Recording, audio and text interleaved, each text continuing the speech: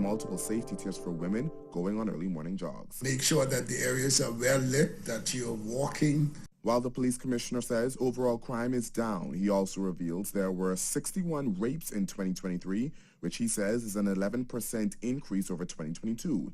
8 of those victims were tourists. Overall sexual offenses stand at 204 for 2023, the same as 2022. Even more startling is the number of victims who knew their attackers. 50% of the victims knew the assailants. They knew the assailants. When you look at the unlawful sexual intercourse, 134, as I indicated, a decrease of 4% over 2022. Meanwhile, 97% of rape victims were female, while 3% were males. 72% of the victims were under 35. Additionally, 95% of the suspects were males and 73% of the suspects are under 35 years old. Fernando is advising parents to pay close attention to their children. Here's why. We noticed the trend online that the youngsters will make contact with individuals, adult males, and then they will meet, and then the act happens. The police commissioner was unable to say how many of these incidents were resolved. Fernanda also had multiple safety tips for women going on early morning jogs. Make sure that the areas are well lit, that you're walking, running with some other persons involved. Those who maybe lives alone, to please pay attention to your surroundings. But that's not all. Don't catch ride with strangers. Please, don't catch ride with strangers. That's why you have bus transportation or you have family members that you could reach out. Reporting for Our News, I'm Berthany McDermott.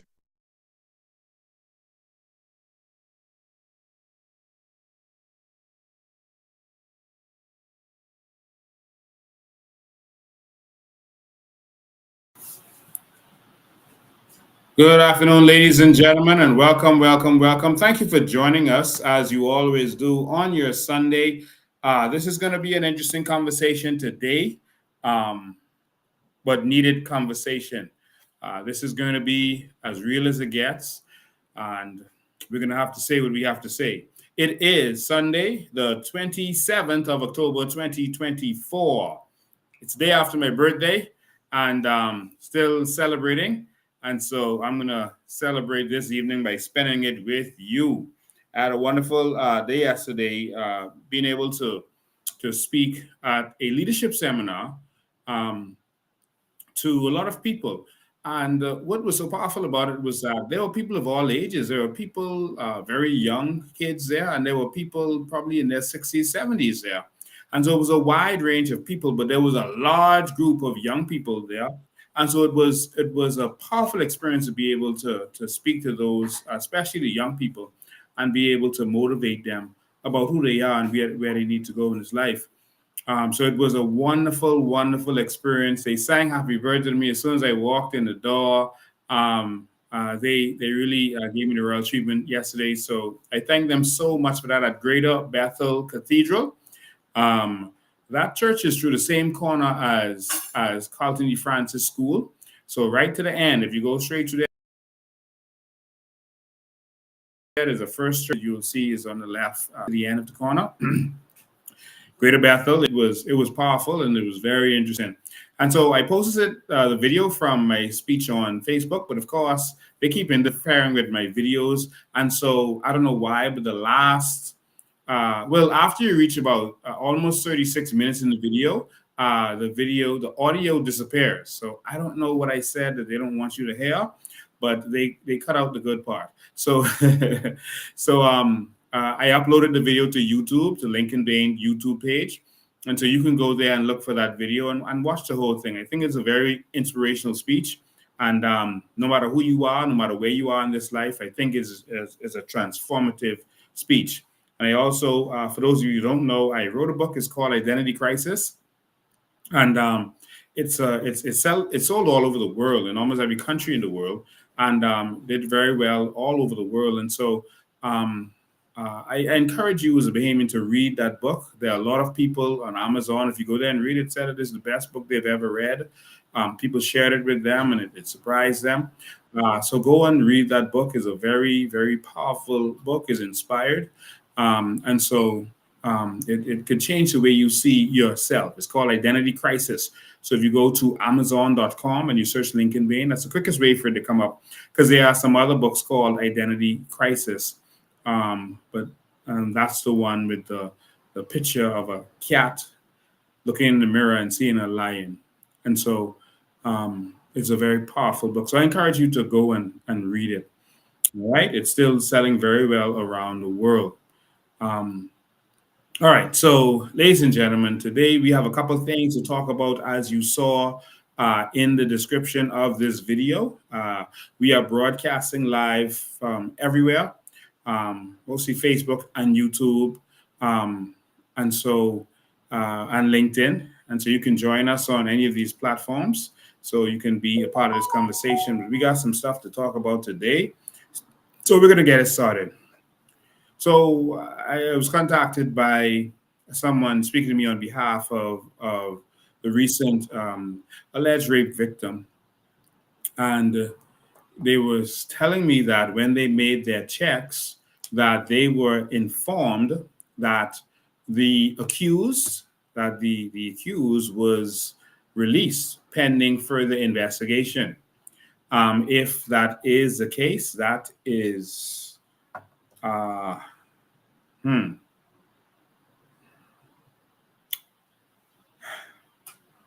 release pending investigation, and the victim had no idea that that had happened. Now the victim was afraid for her life in this whole thing because, of course, the accused allegedly went to her house when he found out and that she had made a complaint and asked for her children, which was very curious. The children don't know him like that, and so that was very curious, and so it put her in fear of her life. And the long, drawn-out process of trying to deal with this also, was very concerning to her. It made her feel like they were trying to protect the officer. And so all she wants is justice, and all we want is justice. We're not saying who is guilty and who's not guilty. If he is innocent, then he should be vindicated. If she is not, then he, of course, with the recourse of the law. And so that's really what is wanted here. Based on what I'm hearing, there is a complaint that has been lodged.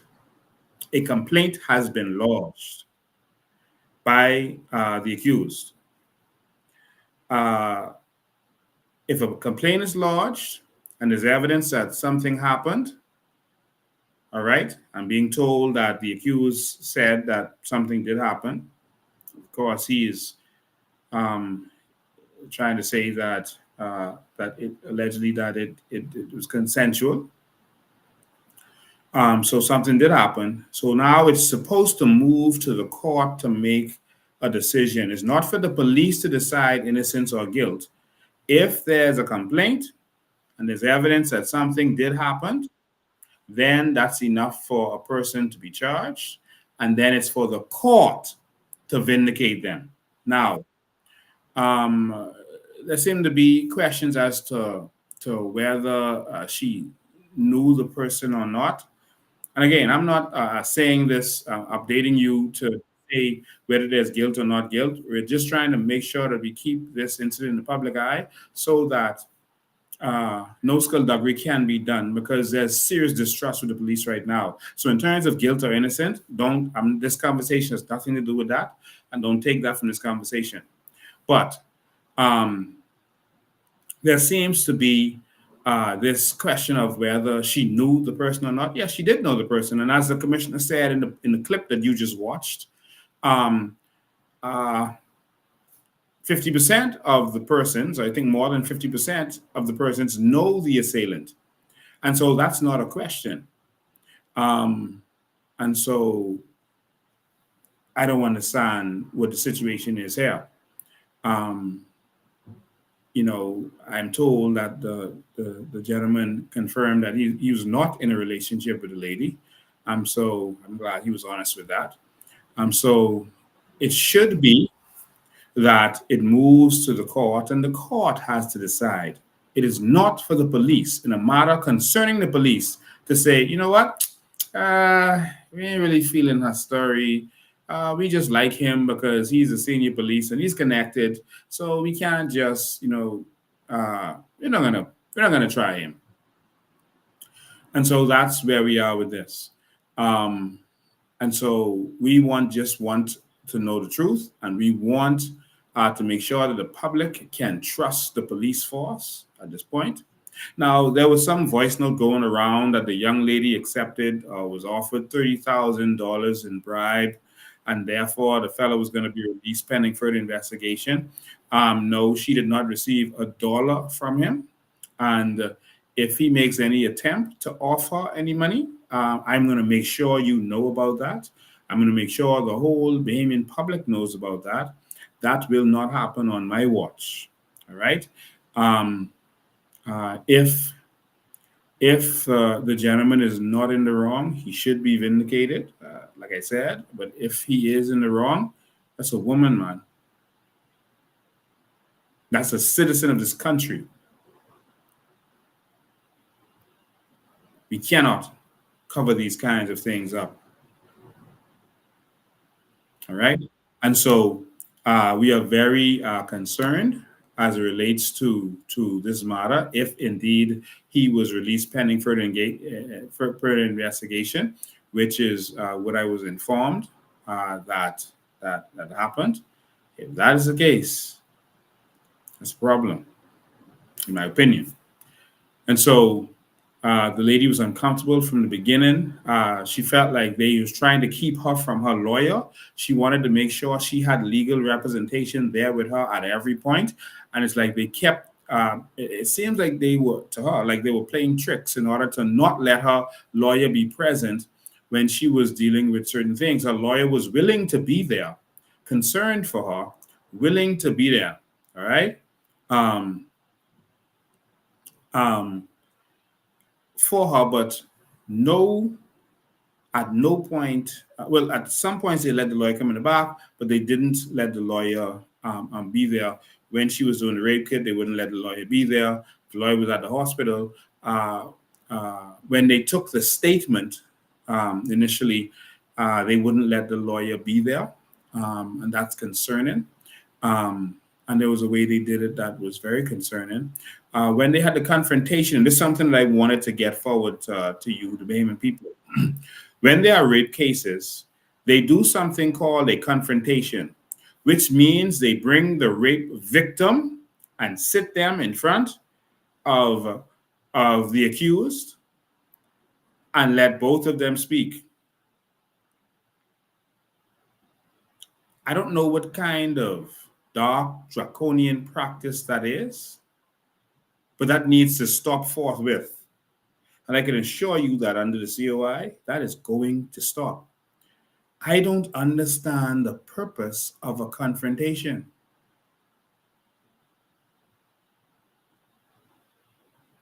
So you have a woman who was intimidated by a man who violated her, raped her, sometimes in violent ways. Maybe a person they know, maybe a powerful criminal or powerful police. And you sit them in front of that person now so they can be intimidated?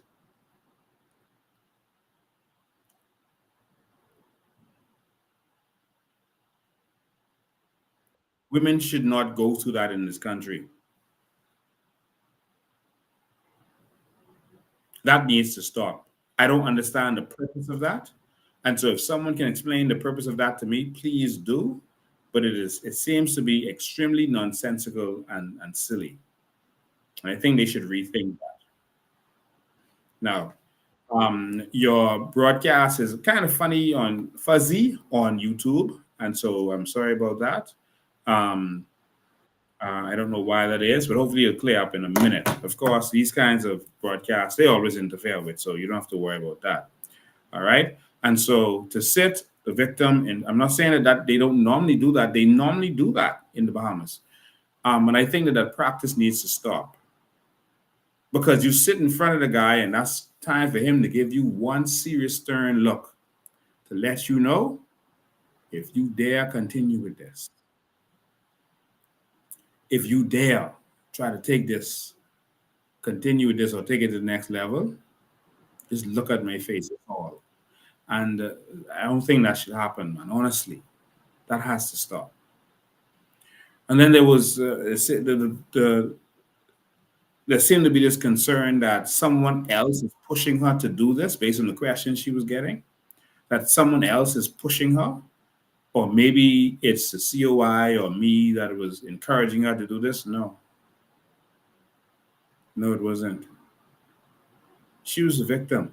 She was belittled. She was wronged, allegedly. And that's all her.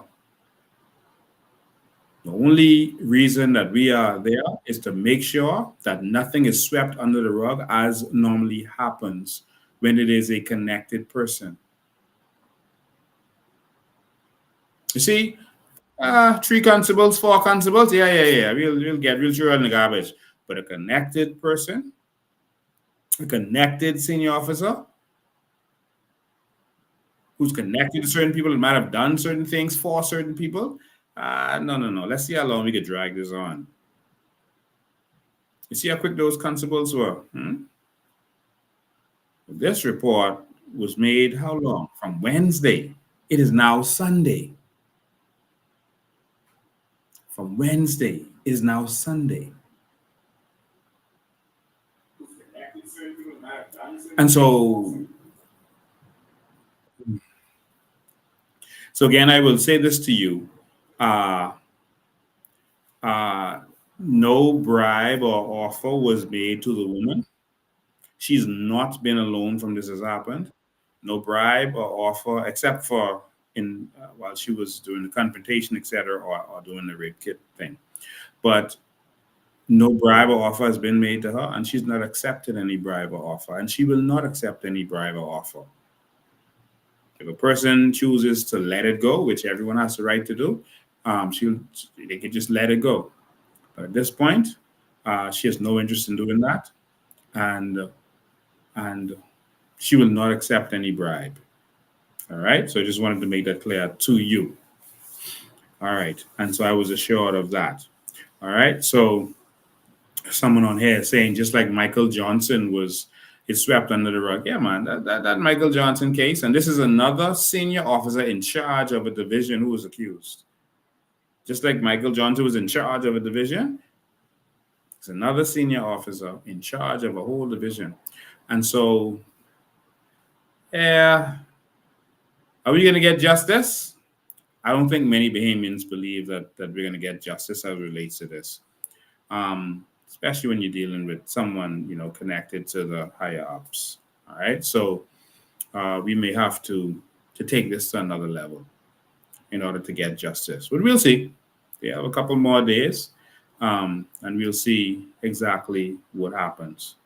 When the young lady came home after the confrontation, there was a van parked across the street. There's a van parked across the street waiting for her to come home. She was dropped home, and when they looked over there to the van, pulled off and left. And so she is concerned for her safety. All right. So I just wanted to put that in this perspective for you. Yes, they lock up police officers, but not police officers who are connected. Just like anyone who is connected politically in this country, they're immune to anything. All right. All right. So, yeah. And so I don't want anyone to think this is against the police or the police force. It's the senior ranks of the police force that we're concerned about. The senior ranks that we're concerned about. They don't seem to have, and this is legitimate. This is to address their professional ability. They don't seem to have the ability to address crime in this country because they are failing as it relates to crime. They are absolute failures. There was a question of the qualifications of both the commissioner and deputy commissioner. That was the first question asked of the deputy commissioner when he became the deputy commissioner. But I want to show you something, an article. I want to show you something. When they talked about crime and they were reporting on crime, this makes you question the abilities of these people. So one, they're failing on defeating crime. Two, here's an article. This is a ZNS article, 2023 crime stats release. Commissioner of Police, Clayton Fernanda, release crime stats. So here he's talking about crime, certain crimes being down a little bit. But it's not crime down. It's the reporting of crime. People, sometimes now, you can't get break into it. You even report that. People feel, house breaking, they could take long to get here. Nothing.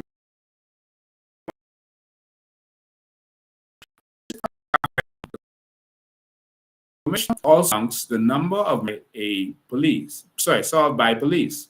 He said 72 of the 110 was solved, which represents a 65% solvency rate. Anyone see anything wrong with that sentence? Let me see if anyone else see that. Anyone else see anything wrong with that sentence right there? He says this represents a 65% solvency rate. Anything? Is that fine with y'all? Is that acceptable? 65% solvency rate. Anything wrong there? Well, I'll tell you. All right, because I know there's a little delay, so it'll take long for y'all to get there. This right here, while it is a word, so he's not doing a Perry Christie. Perry Christie used to make up big words and to sound intelligent, and he know that most people won't know that it wasn't a word, and they won't check the word that he said. So he'll just literally create words. We used to have fun with that. We used to look up some of the words and realize that, hold on, that's not a word. All right, people are just starting to comment 65%. Yeah. All right. So I'll just get to it. Solvency is a word, but that word does not go with this sentence. Solvency has to do with your financial ability to pay debt or your liquid, the state of your liquidness, if you want to say it like that. Insolvent means that you're not liquid and not able to pay your expenses or your debt. Solvency means you are. This is ridiculous. And I mean, and all the media just put that there and no one questioned it. And he said it. I heard him say it in the video. And he keeps saying it. So yeah, we're going to do it. I'm doing a search in front of you. Google search for solvency. Solvency, the possession of assets and access of liabilities, ability to pay one's debt. That's solvency, Commissioner of Police, not solving a crime. What is solvency versus liquidity? What does solvent mean in business? Jesus. These are the people who are responsible for crime in this country. Oh, God. Solvency, definition. I mean, we're in trouble, And he keeps saying it. And I heard other police officers start saying it, I guess, because they heard him say it. They guess that it must be a word. The commissioner is saying it. Let's repeat that same nonsense. Jesus. How? How? Oh, God.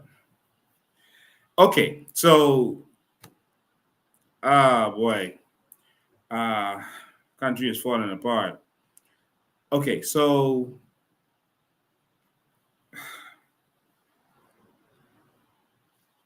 We in trouble, y'all. So finish with that. I wanna get to when I open the phone lines, y'all could talk about that if y'all want to. But I want to talk now about Merve and the situation there with this Merve lady. All right. Um, and again, on my discussion there with that situation, uh, that's not about guilt or innocence. It's just to make sure that no cover up happens because after seeing the Michael Johnson case, we don't trust the police, the senior ranks of the police force, not every police, the senior rank of the police force. In our opinion, they lied about uh, uh, NCA getting involved from the UK. Then they switched it after we called the NCA, and the NCA didn't know what they were talking about. And they switched it to the FBI, and the FBI don't know what they're talking about in terms of coming in and investigating. The FBI is not coming in to investigate this matter. All right. This is going to be investigated by SIB, which is just as bad. I've talked about that over and over. And so we in problems as it relate to that. All right. So here we go.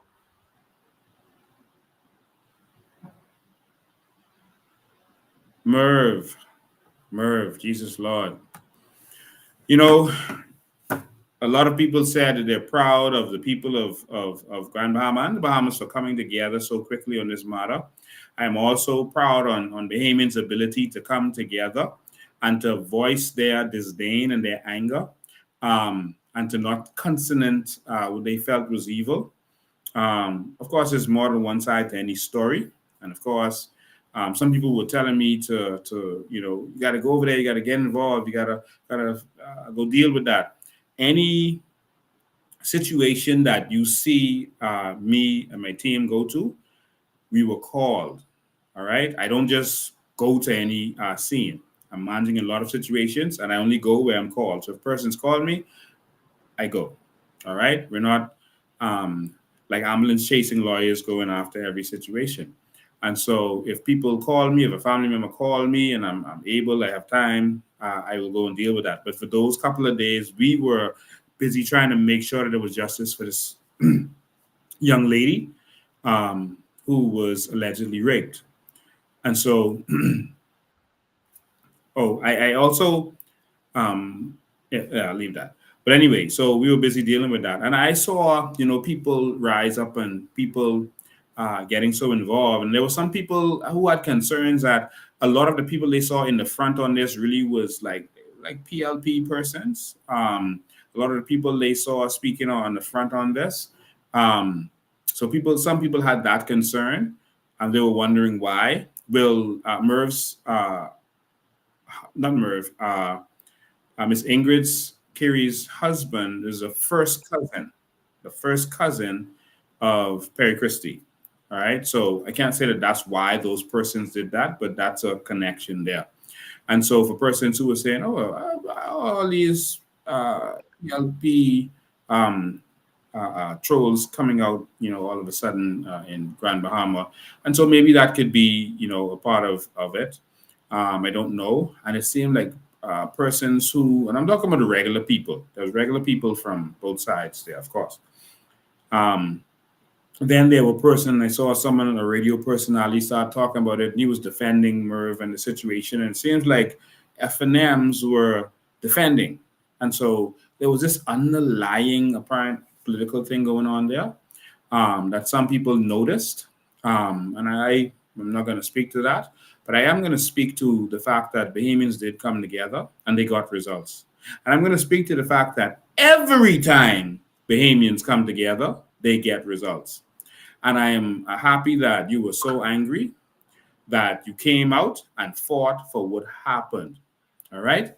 Now, this is my concern. I have two concerns as it relates to this. One, we need to have that same anger towards the politicians and government officials who are raping and robbing us on a daily basis. Where was your anger when Keith Bell was selling our citizenship to foreigners? Where was your anger when Miss Curry's house property was being taken from her by illegal immigrants. When her house was broken down by the illegal immigrants and she was threatened and her crops were destroyed by them, where was your anger and your come together? Did Clint jump on a plane or even jump in a car to come to her rescue? Where's your anger? It seems that Bahamians are more willing to speak up when it's not involving a politician. Some people feel like if a politician had owned that home, no one was coming out. Like, oh yeah, we want Merve, we get Merve. But let's say a politician had owned that home. No, we ain't getting in that. We have to stop being fearful when it comes. Politicians are taking the properties of families in this country, not compensating them. Politicians are raping and robbing us every day. They are taking everything that belongs to you. They are punishing you. They just stole your utility company in your face. Where is your anger? Where is Clint Watson? They stole your sovereign wealth fund in your face. Where is your anger? Where's Clint, who spoke about that before the election?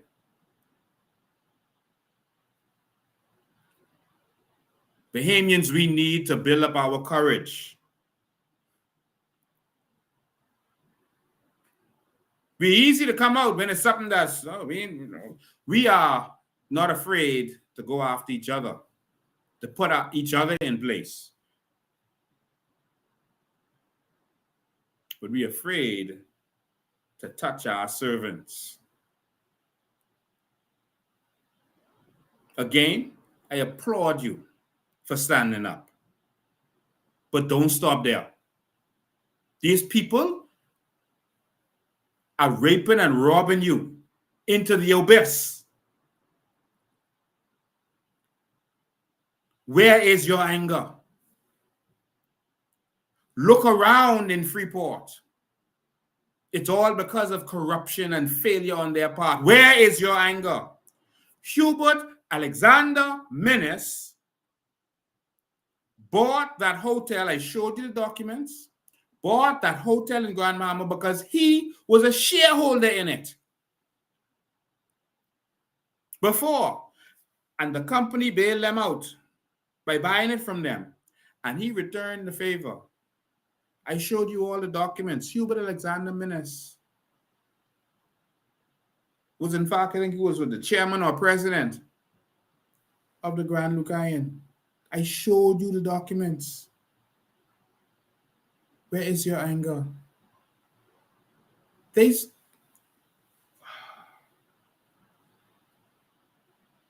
airport transaction for $1. Where is your anger? They borrowed $30 million that you have to pay to build a shopping center. Where is your anger? You have to pay that. They're going to tax you to get that back. Where's your anger? Bahamians, if y'all don't get angry at the real problem, if y'all don't have the courage to come out and stand up, just like you did against Merve, we're in trouble. So all the big talk, oh, Merve, we'll get you, we'll drag you out there, oh, we'll do this and that, get out now. Where's your anger for these people who are taxing us to death, giving themselves contracts, going to bed? I'm going to show you what they spending money on on this show. I'm showing you documents, so stay tuned. Yeah, I got documents to reveal. Stay tuned. I can show you what they spending money on. I can show you the garbage in writing, their documents.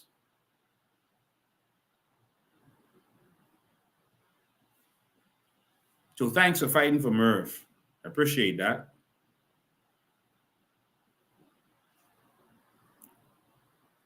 But let's take that same energy against the people who are robbing all of us.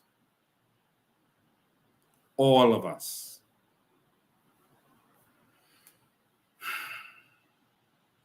We'll get back to that in a second. All right. So the next issue is, okay, Merve gave back the house, but there are still elderly persons living there. Are we not concerned for those elderly?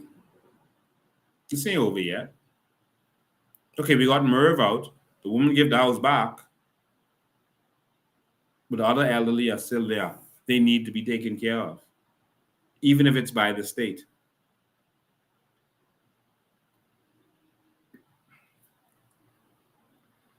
But the anger gone. I hope the anger wasn't that, boy, we can't let Merve get over. We can't let her get something. No, man, it couldn't have been that. So we need to go and make sure, and we need to lobby the government and social service to make sure that they are doing what they're supposed to do. Inspect these homes. Make sure that the elderly are taken care of. That's what they pay their taxes for. And so now social services should kick in and take care of them. The state should, if their family can't. This is how it's going to be in a COI government. When the elderly person gets to the point where they can't take care of themselves, we can handle that. They paid for that. All right? And so I would love to reveal some of our plans for the elderly, but we'll do that at another time. But those are the two things. Where's the anger? Are these people who stealing everything from us, raping and robbing us, giving themselves contracts? Well, I can show you some in a minute. Giving themselves all the crown land to them and pastors, to influence the pastors. Here's your anger. All right? And so I just wanted to make sure we touched on those two things. And so with that said, I wanna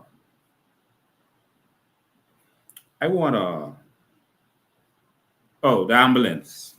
Before I go to showing you this document, I want to talk about the ambulances, the inadequate ambulances, the shamefully inadequate ambulances that they bought. The truth of the matter is they are not ambulances. Technically, they are. So it's like this hospital that they built that isn't really a hospital, but it's just a little something. These are medical transport vehicles. They are not best used as ambulances. Although an ambulance is a medical transport vehicle. This one is not meant for if there's a serious situation, a car accident, you have to deal with the patient while you're driving on the road, you have to sustain the patient. These are not meant for that. These ambulances that they bought, and if you watch the live where I talk about the rape, we showed the ambulances. We showed that these ambulances are not adequate. They're very small. And so it's embarrassing that this is what they bought for Bahamian people. And they're selling this as something good. All right. And so not all, but some of the ambulance drivers have now spoken out. The EMTs have spoken out about how, ridiculous this whole thing is.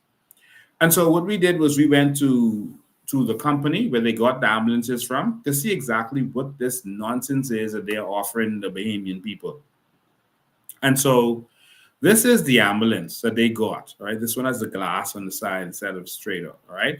But this is the actual 2024 version. So I don't know what that version is that they actually have, but this is the same ambulance. But the 2024 version has this glass on the side, all right? So this is the vehicle, all right? This vehicle is like a van. This is like a van that they turn into a transport vehicle. Let me show you more about this vehicle. This vehicle here is a Toyota Hayas or Hayasi, 3,000 kilogram vehicle, uh, technical and driver area. They're separated. The length of this vehicle is 4,694 millimeters and 1,600 and 95 millimeters in length.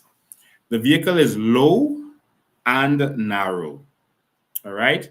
Look at this vehicle. I'm going to bring this up large on the screen. Look inside there. Look in there. I can't make it any bigger. Oh, I'm sorry. I was trying to make it bigger. But it looks big on your screen. There's no space in there. Let me give you another view. These are vans. This is the inside. All right, see these machines? You'll see this. You'll recognize these in a second when I show you another picture. This is not acceptable. All right? This is not acceptable to call them ambulance. And these are stick shift.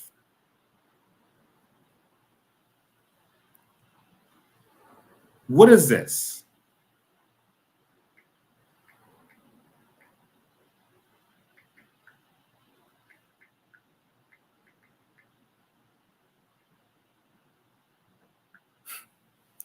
And so these are all the specs of the vehicle. This is the vehicle from the back. Yes, it is hatchback, just like this.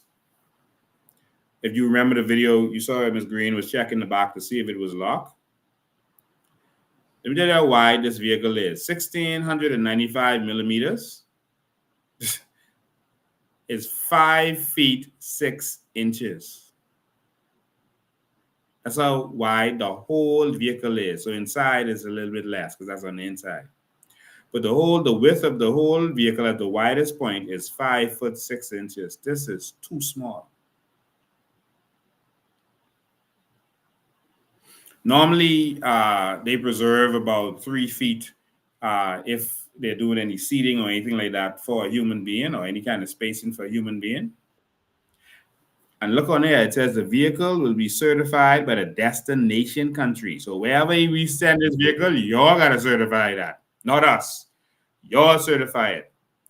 Now look at the small space in there. Look at they have a small, I'll call this a gurney. All right. It's like a small gurney. And that's why they said it can't accommodate someone over 250 pounds because this thing is so narrow. I doubt I could lay on that.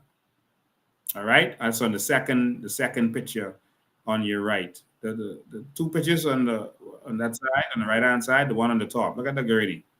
And then look at the gurney to the bottom. This has no space. Jesus.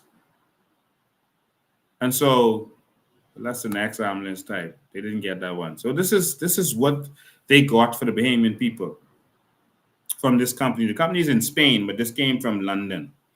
All right. So maybe it was they call it a stretch and I call it a gurney. Thank you. These are transport vehicles. So the problem with this, the biggest problem with this is that the person, okay, if you look at the picture on the bottom, right, on the right hand side on the bottom, that's the stretcher right there. All right. So the stretch is against the wall. So if they have to work on you and they need to come on the other side of you for some reason, they can't. If they need to go and put pressure on your other side, let's say you're in there, you're laying in there, and your let me see, your right hand side is against the wall. And let's say for some reason you have an issue on your right hand side, they need the dresser to put pressure or something. They can't get around to that side because you're over there, and they can't pick you up and turn you around so that now your right hand side is exposed. I mean, what if you have an injury or a cut or something got addressed on both sides? This is so extremely stupid. And I want to call out the Minister of Health for this. This is beyond stupid. This is idiocy to the next level. To say that these guys are running this $3.5 billion economy, not economy, government revenue, and they can't get proper ambulances. $3.5 billion their budget. And I'm going to show you their budget in a minute. I can run you through the line items. $3.5 billion revenue, and you can't get us a couple ambulances. All this was 1.4 million. Now that 3.4 billion, you can't get us proper ambulances. And you're Fred Mitchell who like to call people idiots. You all are the idiots. If you got 3.5 billion and you can't get something simple as ambulances, this is ridiculous. This is idiocy beyond belief. How? I mean, and they were actually taking pictures, posing with this ambulance. Like, I couldn't believe the nerve of them. They were literally, the prime minister and the minister of health was literally sitting in the ambulance taking pictures. Let me show you how small this thing is. Let me pull up the picture. This is Brave and the Minister of National Security in the ambulance pointing. Look at how small the stretcher is. Look at it. That is so small. Only the skinniest of people can fit in that. Look at the width of Brave, and he's far in the background. This is close to the camera, which makes it look bigger. Brave could not lay in this stretcher. Now, look at Brave. Look how jam up they got to sit together, and Brave is almost out of the vehicle. And only one leg is on whatever he is sitting on. It looks like a cooler or something. I don't know what that is. Only one leg is on it. So that means two people can't even fit. Look at his legs. His leg is actually hanging out of the ambulance. And they're trying to make it look like they're sitting down. And they're saying pose. Well, make it look like we're looking at something. That's how Dr. Davil does it. Make it look like we're looking at something. Brave is literally sitting halfway on whatever that is he's sitting on. Some look like a cooler or something. I don't know what that is. This is ridiculous. And they can't get a bigger stretcher because if you look at the bottom of it, look at the floor, that floor is elevated. And the wheels come straight to the edge of that, so they can't get a bigger stretcher. So they cannot fit a bigger stretcher in there. Only the stretcher that comes with it. Jesus. So Brave is on there, sitting with one half of his buttocks and one leg hanging out the vehicle. That's how small it is. My Lord. So this is a transport vehicle that they actually use when the patient is stable, but they're trying to transport them from one facility to another, or from one facility to an air transportation, et cetera, et cetera. This is a transport vehicle. This vehicle is not best suited.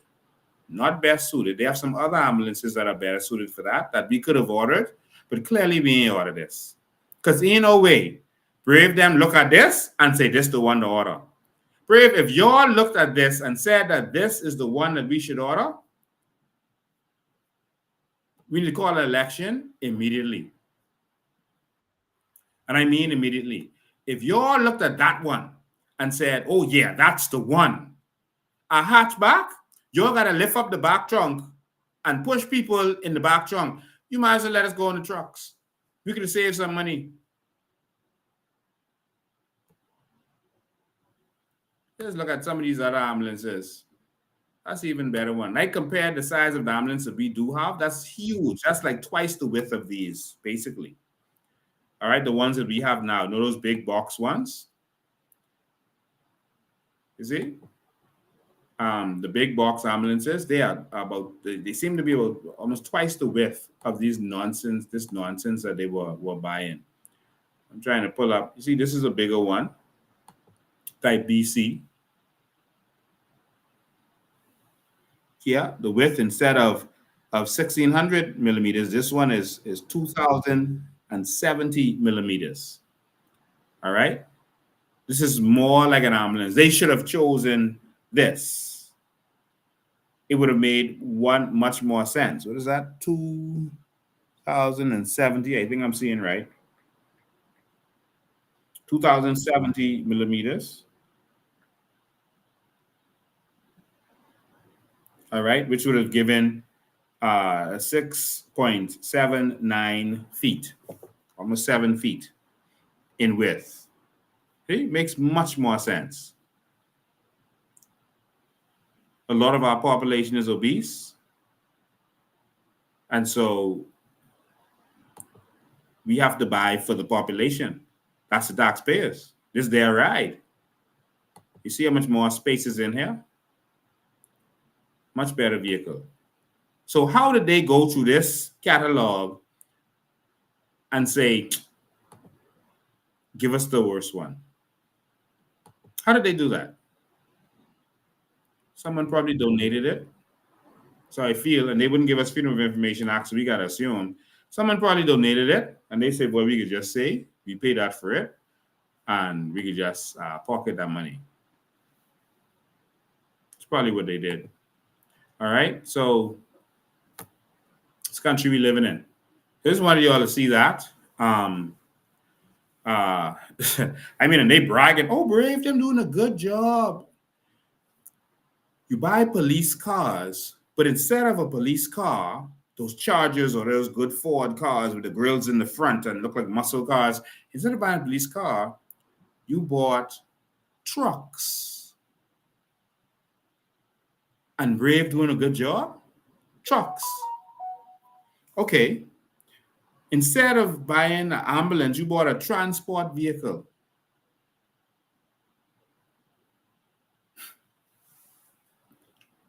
I've seen police truck turnover because they're not suited for chases and that kind of.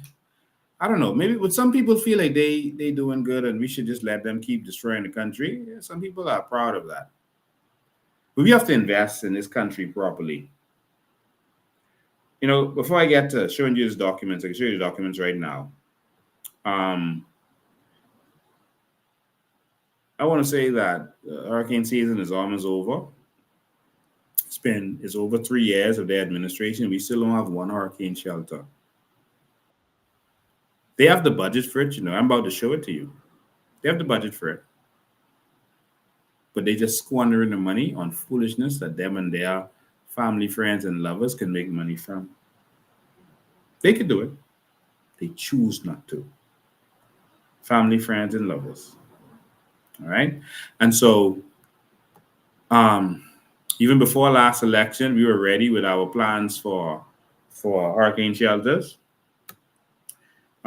These are already drawn up, ready to go from day one.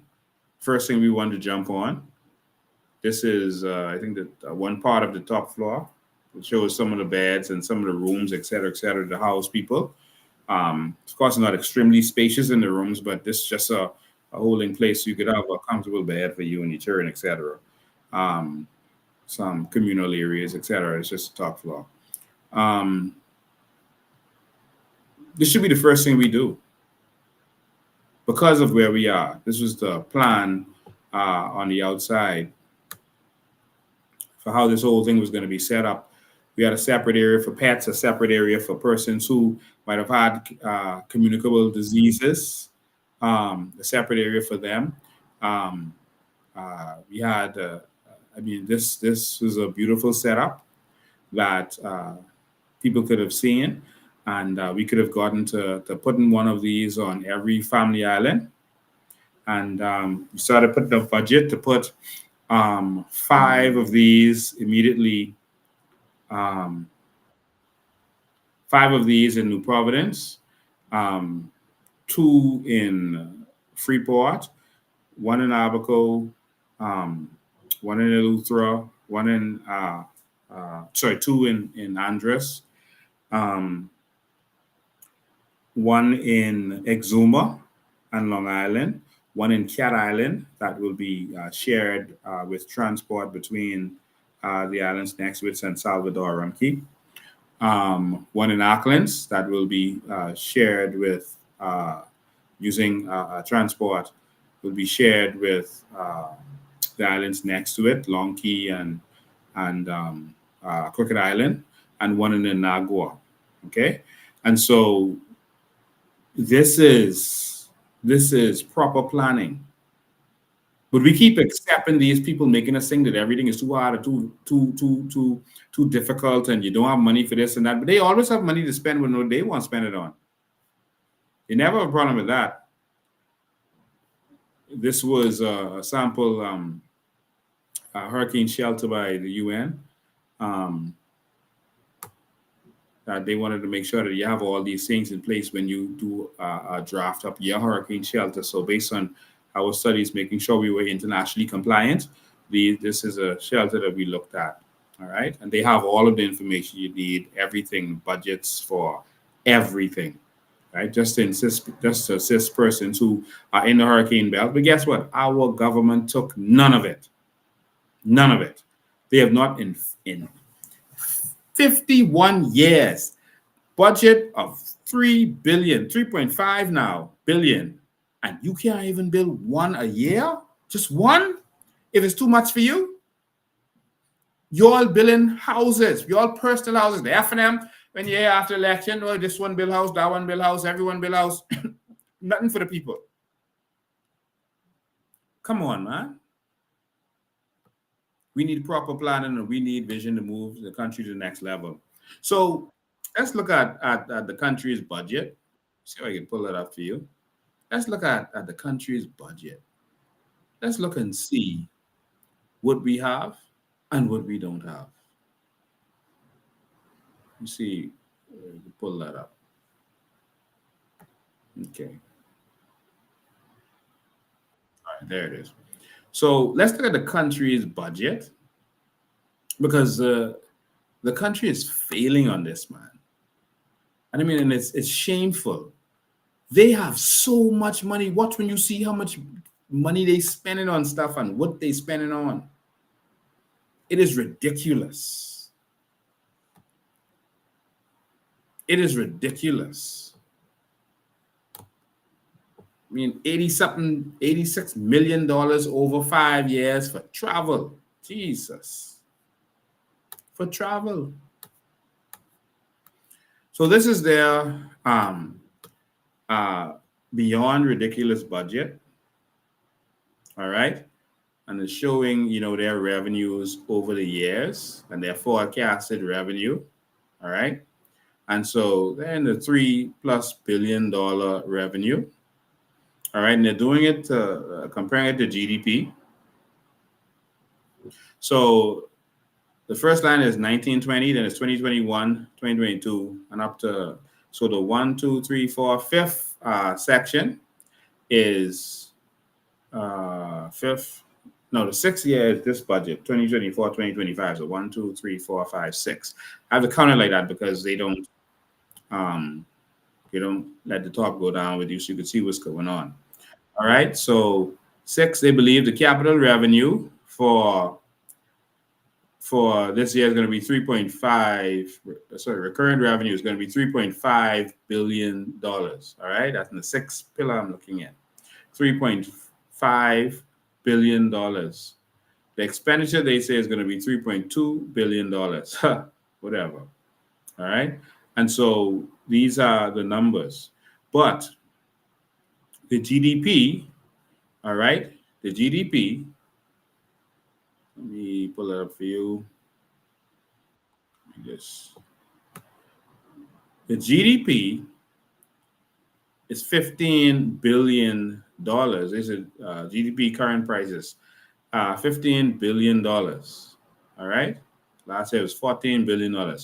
You mean to tell me $15 billion is our GDP and we're not feeling that?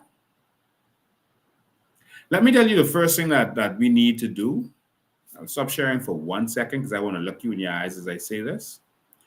The first thing we need to do is we need more Bahamian ownership so that more of that GDP goes to the Bahamian people and it stays in our economy.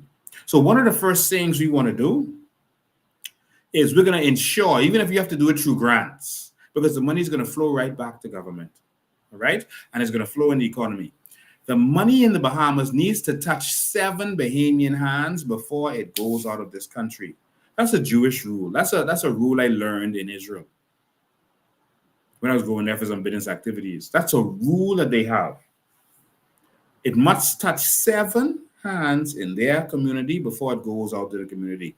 That's their rule wherever they live. And so if we have a similar rule where the money has to touch Bahamian hands before it leaves the country, it's going to cause an exponential effect within your country. You see, right now, the GDP may be $14-15 billion, but that's Atlantis, Bahama, et cetera, et cetera. That money is not even coming to the Bahamas. When someone books a room in Bahama, that money never touches the Bahamas. That's booked somewhere else. When someone books Atlantis, that's booked somewhere else. Because tourism is one of our major industry, we should have had a booking software that persons can use to book in the Bahamas. Dubai did it for the airlines. Think about that. But anyway, we just like making politicians rich with no vision. And so if we own more of the economy, then the money is going to stay here. So instead of Atlantis getting the money overseas and bringing only what they need here for operations and for staff, which is a minuscule amount, now a Bahamian with his money here in the Bahamas, taxable because there will be business taxes, will have the money here. All right? Businesses will be taxed. So we get a piece of that as a government. All right? And then he has to pay the services here in the Bahamas.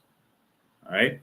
And he has to pay staff, et cetera, et cetera. So that money is bouncing the staff. The staff, it goes from the owner in the Bahamas to a staff member. All right? That staff member pays the barber, the food store, all right, the electricity company. He pays all of his bills. He pays the school for his children. You see how it's going? He pays the liquor store. He pays the clothing store. You see how that money is bouncing? And each one of those transactions are also paying different persons. And the money will keep circulating in the economy, and it will make for a better, more robust economy, even at this level, even though we have plans to grow the economy through our natural resources, etc. With just the GDP they have now, we need more Bahamian involvement. We can't have the foreign investor only invest in the country, although that's good. We want them. And then taking all of the money out. They're sucking from our economy and taking the money out. It's our economy. They're not creating the economy. They're only providing hotel rooms for our tourists. The tourists come here to experience the Bahamas, not to experience a hotel. When you go to Miami, you don't go there to experience a hotel. You go there to Miami to shop and experience all of the activities that are there. All right? And so the tourist is coming here, and what they're doing is setting up to suck the money from those tourists. And so they're setting up activities, etc. They're even now selling coconuts on the beach that Bahamians used to do. They say, wow, these Bahamians making a lot of money selling coconuts. Let's take that. And so that's what they're doing. And Brave Davis is helping them because they're going to push all of those Cabbage Beach people away. And we'll see what happens with that. But I just wanted to put that in perspective for you. We need more ownership. And by having more Bahamian ownership, it's going to cause the economy to grow even more. I'll explain that in more details in another live because I've been going too long. I got to open the phone line soon. All right. So let me continue with this budget. I want you to see some stuff. So that's the GDP. All right.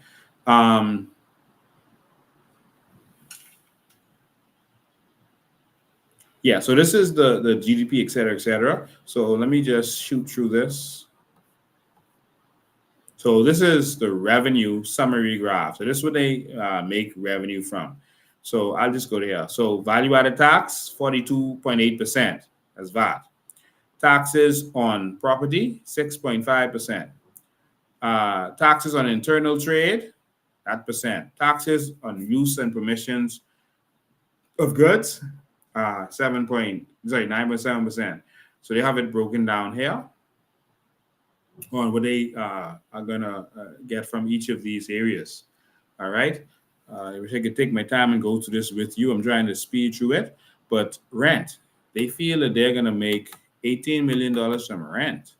That's interesting. Dividends, interest, all this stuff is here. Value-added tax, tax on financial capital, excise tax, taxes on specified service. They're making $800 million from taxes on international trade and transactions. That's $830 million in taxes on international trade and transactions. More on that. Taxes on use and permission to use goods, 342 million. Big numbers. You see how much money they're making? You see anything with the natural resources there? No? Nothing? Wow. So they could be making even more. What about our treasure? Nothing there? Nothing from treasure? Wow. The sale of land, only $1 million on the sale of land. Grants from international organizations, 2.9 million. Sounds fake. All right.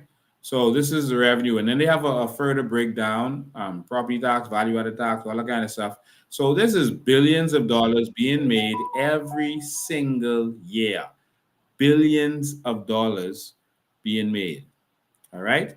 So the tone right here, you can see this is 3.5 billion and it's going to go to 3.9 billion, et cetera, et cetera. All right. This is interesting. And then I want to show you the expenditure, and I'm going to get to some of these contracts, things they are going to be doing. But they break it down by the different areas of the income that comes in. They break it down, the income that comes in from the different areas, from the VAT office, from all these different places, all right? And all exemptions, all this stuff is right here, all right? But let me speed through. So like for the Department of Inland Revenue, stamp tax bank, $60 million. So there's a lot of stuff here. I'm going to share this document so you could get access to this. Yeah, because you really need to look at this. All right, I'm speeding through it, but you really need to look at this and pay close attention to what's going on. I'm going to show you a couple pages that's very, very important. All right.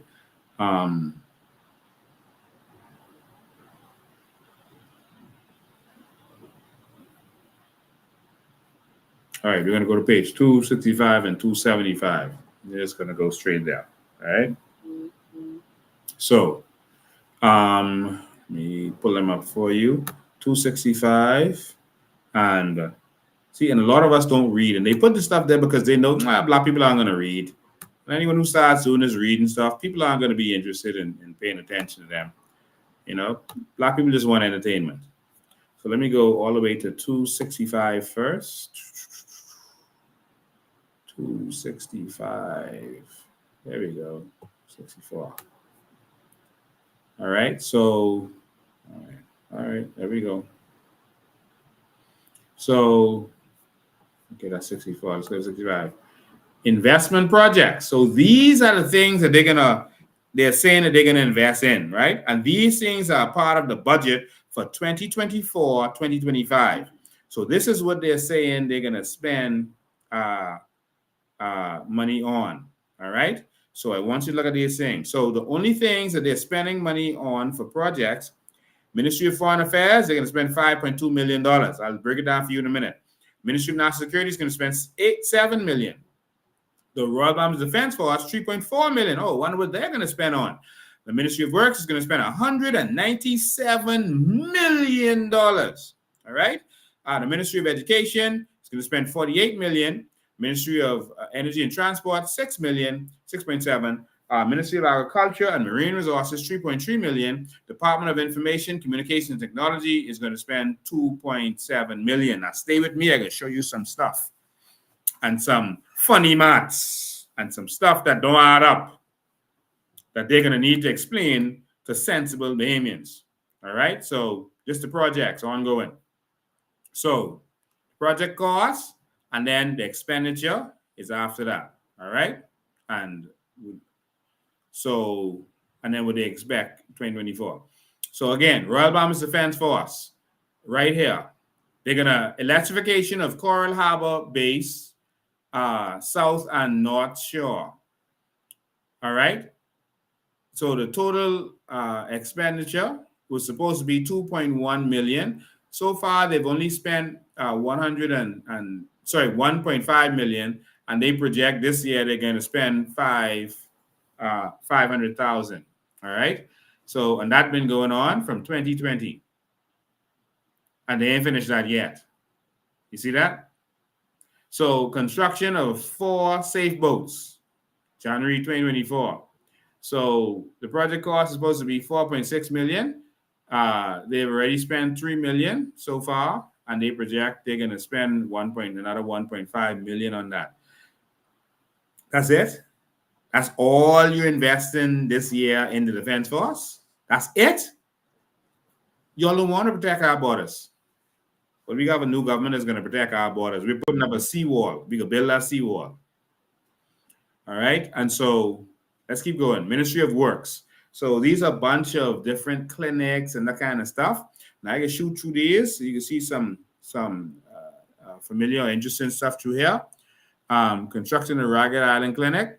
It's supposed to be $13 million for that clinic. Jesus. They've spent $7.7 million. They expect to spend $5 million this year. So, and that was from 2020. They've been constructing that. And so far, they spent $7.7 million. Ragged Island School, $24 million was the budget. They've already spent $20 million. All right. And that was from 2021. So 3 years and Jesus. Anyway, BNT Consultancy, Climate Resilient Coastal, whatever that is. So I'll skip over that. Baseline Coastal Studies, they're going to spend $1.4 million. So all these, Junkanoo Beach. Baseline Coastal Studies and Engineering Design, Junkanoo Beach, Long Wharf, New Providence. So they're going to spend $1.4 million. Now, as we're reading this, I want you to see if they have any money in there for that $10 million that they need to put in a proper drainage for Pinewood Gardens. Let's look and see if we see that there. And let's look and see if hurricane shelters, which are very important at this time, are there. Let's see. All right. So tell me when you all see the Pinewood drainage, which is only $10 million. Tell me if you all see that or if you don't. All right. North Eleuthera International Airport Building, Crash Fire Rescue Building, and related whatever. $2.2 million. Isn't this North Eleuthera International Airport Terminal Building? That's 2021. Isn't this the thing they just got a loan from?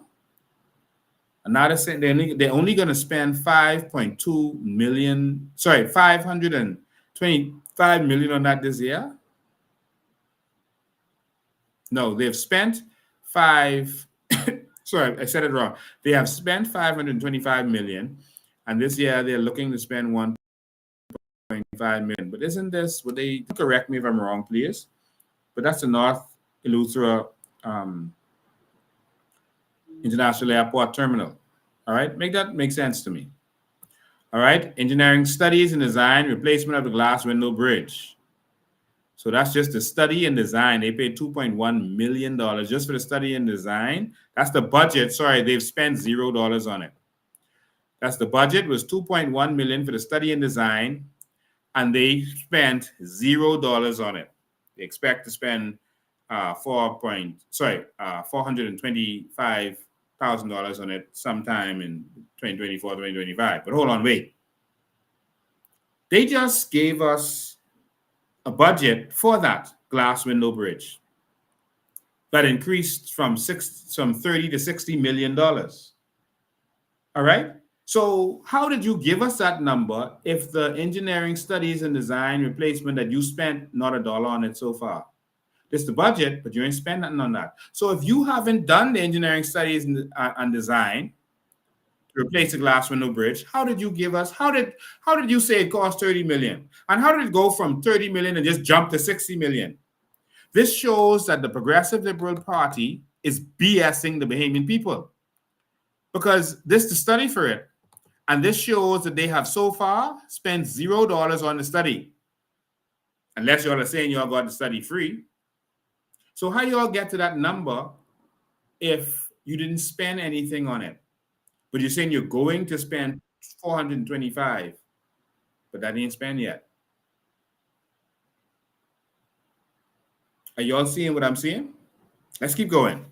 Civil design of Exuma International Airport. It's just design stuff. Just design. $1.1 million. They spent 1.65. I mean, y'all ain't really spend them. What are y'all doing? Architectural consultancy services. The renovation of the Embassy of the Bahamas building. $1 million. That's just for the architect. They've spent $178,000 so far. So nothing. But PLP, this is a lot of nothing. Consulting service design and site supervision Glasson Road improvement project. This is just a design. $1 million. They've spent $350,000. All right. Construction of South Andrews all-purpose gymnasium. $11 million for a gym in South Andrews. $11 million for a gym in South Andrews. And they don't have $10 million for Pinewood to fix the drainage problem. You see, they got the money, This is the budget. But so far on that gym, they've only spent, they say, $750,000. So this the gym. You spend $750,000 and you say you're going to spend $1 million this year, $2 million in the year after that, and $2 million in the year after that. But you only spend $750,000 of the $11 million. But they was bragging that they finished. This phase 2? Oh God. All right, let's keep going. Replacement of Staniel Creek Bridge. All right, $9 million. They've spent $738,000. So nothing. It's another nothing burger. Refurbishment of the government docks and sea walls in Moores Island, Abaco. They need that. $8.4 million is the budget. How much did they spend? $0. So far, they have done nothing towards that. They are promising that they can spend, half of that. $4.4 million. All right? That's what they're saying they're going to do. But they have done nothing. And this was from 2022. The budget was $8.4 million. And up to this time, 2 years later, nothing. Not a dollar they spent on that. So Moores Island, you get what you vote for. North Andrews Docks, $3.5 million. That's June 1st, 2024 is when they said they could do it. They spent $500,000 so far. So again, nothing yet. And that's why when the PLP talks about their accomplishment, they keep saying what they're going to do. But you look at the money and you'll tell what they actually did. Crooked Island Seawall, $18 million. Jesus. Hold on, what's this? $18 million for Crooked Island Seawall and Carriageway rehabilitation. Jesus. They have so far spent $0 on it. Zero, that's the zero right there. Nothing. And that project was from 2016, the previous PLP administration. And they said, we can put $2.7 million towards that. Again, nothing. There's no plan to do nothing for you. And after that, nothing. There's 2024, 2025, 2025, 2026, you get nothing. 2026, 2027, you get nothing. So they ain't billing that for y'all. So Crooked Island, they're telling you nothing. Central Andrews Road repairs, $6 sorry, 13, well, I might as well say $14 million. They've already spent 3.8 million, and they could spend another 1.7 million, and then nothing after that. All right. Um, Road repairs and carriageway rehabilitation, Red Bay settlement, 12.5 million. No, we know that you gave the fella a contract for $17 million. And so we need to understand these numbers. Y'all gave y'all Crooney, Brave Crooney, a contract for 17 million. And they say they spent 2.5 million so far. All right. Let's keep going, keep going. Great Harbor Key Road repairs, 10 million. Man, there's some big numbers. They've spent though 4.7 million. And for this budget, they're gonna spend another 840,000. So y'all don't Great Harbor Key, y'all don't mean nothing to them. They telling you even election year, they ain't doing nothing for you. And after that. All right. Andres Road repairs. The budget is South Andres Road repairs, $7.7 million. They spent zero on you. All right, zero from 2021, August. And they saying they might do one little 2.6, and y'all just take that and nothing else after that. Long Island Road repairs. They said $3.8 million was the budget. All right, 3.8 million, but they only spent so far 550,000, and they could spend another 148,000. They're promising you. That don't mean you get it this year. So they ain't really looking out for y'all. Y'all ain't really getting what they promise you. Bimini road repairs, 2.8 million. They've spent 1 million on it. Construction of the Andre Rogers Baseball Stadium, $68 million. And so far, they say they've spent 2.2 million, and they think they can spend another $9.5 million. No ambulance. Nothing for Pinewood. The drainage, which could be fixed for the same amount, but $68 million, but they only spend 2. Let's keep going. Government House proposed renovations and restoration, $29 million. Listen, man, they have mansions twice as big as Government House that don't cost that to build from scratch. You mean to renovate Government House, it costs $30 million? They say they spent 3.6 million, lies, on it so far, and they're going to spend another 2.8 million. Wow. BTC building, you see they renovating BTC building. The budget is 10 million. They say they've already spent 2 million, and they anticipate spending another $8 million. Ministry of Education. So construction of the Holmes Rock School. Remember this? This is a school that we went to Grand Bahama and raised hell, told the whole Bahamas about. The construction of the school, the budget was $20 million. See, $19.5 million. They say they've spent $18.5 million on it so far. And they say they are going to spend another million or so on it. But $20 million for that? So how you building that whole big school for 19 million? A big school. You see how big that school is? That's a monster. For 19 million, but the renovations at Government House could cost 30 million. And the little 10,000 square foot airport in Cat Island is going to cost 18 million. These numbers ain't adding up. Construction of Lausanne Primary School, another 10 million. Staniel Key, 3 million. San Salvador Primary, 5 million. Construction of repairs of Sybil Strawn Primary School, 7 million. And so all these schools, I'm going to send this to you. So I don't have to go through this whole thing. But the total on these ones here is $101 million, right? That's on that last set of projects, all right? And so Ministry of Transport, online portal to enhance revenue collection at the Port Department is going to cost $3.3 million for an online portal. But well, you're getting this portal from Mars, eh? An online portal software is going to cost $3.3 million. Well, okay, well, who y'all paying for this? I could do that for y'all. I'll do that for y'all for free. before I let y'all take our taxpayer money and spend $3.3 million on an online portal? No, man. No, man. Let's keep going. Maintenance and upkeep of navigation aids, etc. Zero. All right, let's go. Marine agriculture and marine resources. The Golden Yoke Egg Project. $14 million is the budget. $14.2 million is the budget. You see? For the Golden Egg Project.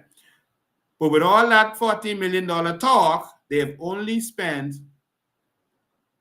this, $803,000. All right, and they anticipate spending $2.5 million this year, $2.5 million the next year, and $4 million the year after that. Now, hold on now. Let's add that up. Let's do the maths. Let's add that up. So it's four. They say they're spending because they had this big announcement with the egg project, right? So we need to see what that math's saying. Where's this math? Let me grab a calculator while you're there with me. And so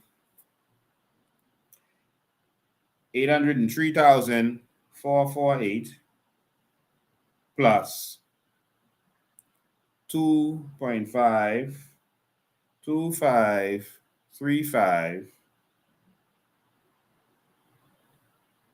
632 plus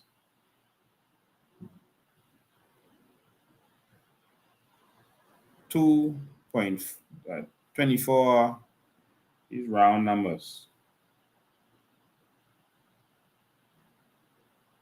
All right, plus 4 million, round numbers, which means that ain't even no real budget.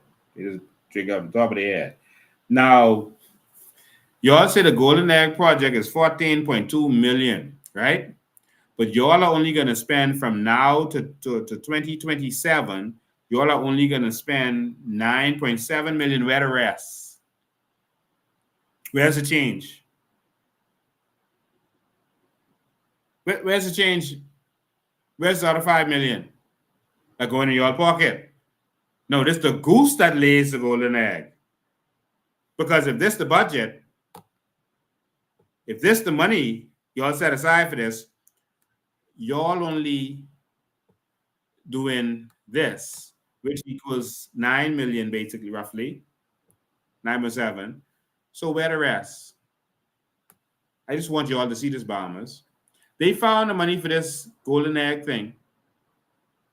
So there's money to do other things. All right. Construction of building cultivation center in Eleuthera. Okay, I'll skip that. Department of Information. So they're going to do a PRM, government digital transformation. $30 million. Jesus. 30 million. Listen, this better come with robots that can do the work for us. This better give us a satellite in the satellites in space. $30 million for digital transformation. Oh God! And y'all done spend 7.5 million on what? Software. Jesus. So that's another $30 million there. That's 15 million. Oh Lord, these numbers crazy. Let's keep going. Because I won't go to the phone lines. All right. Ministry of Foreign Affairs. This is Fred Mitchell. This is their little projects. Repairs to the Chancery building in Washington. $6 million. Jesus. Fred. What?